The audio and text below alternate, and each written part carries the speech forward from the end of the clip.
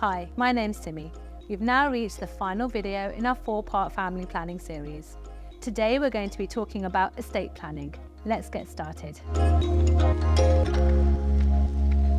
One of the most important components of estate planning is writing a will.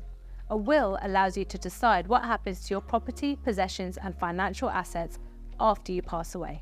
It's your opportunity to outline your desires and wishes and perhaps even ensure that your loved ones are taken care of. Let's break down the key steps to writing a will. 1. Get your estate valued. Know what assets you have, including property, savings, investments, and personal belongings. Make sure to also account for any debts like mortgages or loans. 2. Divide your estate. Decide who will benefit from your estate and consider what happens if something unexpected occurs. For example, your beneficiary passing away before you do. 3. Name your executor. Choose someone you trust to carry out your wishes. 4. Seek legal advice. Consult a qualified solicitor to avoid mistakes. And 5. Draft and sign your will. Make it legally binding by signing it in front of 2 independent witnesses who aren't beneficiaries under the will you're making. Once you've written your will, you must keep it updated. Make sure you regularly review it every 5 years or after significant life changes, like buying a home, getting married or divorced, or starting a family. Think about whether you need an extra will or a notarized will for any property you own in another country, like a vacation home, or if you're living or working abroad, including during retirement. Having assets in other countries can make planning your estate more complicated. You might need special legal help in both the UK and the country where your overseas assets are located to make sure your UK will covers everything you own.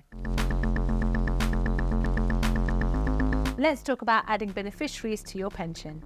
Ensuring you've nominated beneficiaries for your pension is a smart move for future planning.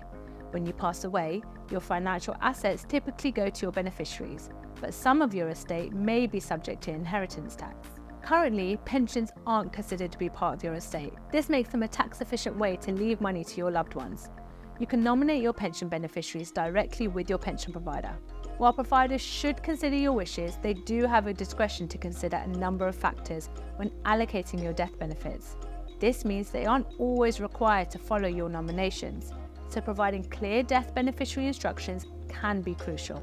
If you're a PensionBee customer, you can add one or multiple beneficiaries by logging into your online account, what we call the Beehive. In your account settings, you can specify who you'd like to receive any death benefits from your pension and what portion, by a percentage, of your death benefits you wish each nominated beneficiary to receive, whether it's a person or a charity. Remember, your pension isn't covered by your will, so it's important to nominate beneficiaries with your pension provider to clarify your intentions. Here are some tips for managing your beneficiaries. 1. Name your beneficiaries clearly to avoid confusion and use their full names instead of your relationship with them. For example, avoid using my wife or my children. 2. Combine your pensions into one pot to simplify management. And 3. Update your pension beneficiaries when creating or revising your will. Experiencing the death of a loved one is a difficult and upsetting time. It can also be confusing with lots of things to get your head around, particularly when it comes to the legal and financial admin. So here are some steps to consider when someone dies. Firstly, you'll need to register the death. This is essential for legal processes. Start by contacting their doctor to certify the death and obtain a death certificate. Next, inform the government. You can use their Tell Us Once service to notify multiple government departments at the same time. Additionally, contact banks, utility companies, and other organisations to close or change the account details. Also, remember to consider what's happening to the deceased pension. This is often one of the largest financial assets to be dealt with upon someone's death.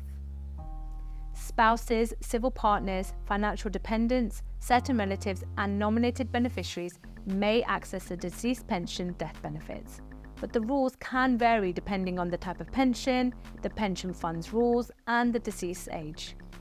As always with investments, your capital's at risk. The value of your investment can go down as well as up, and you may get back less than you invest.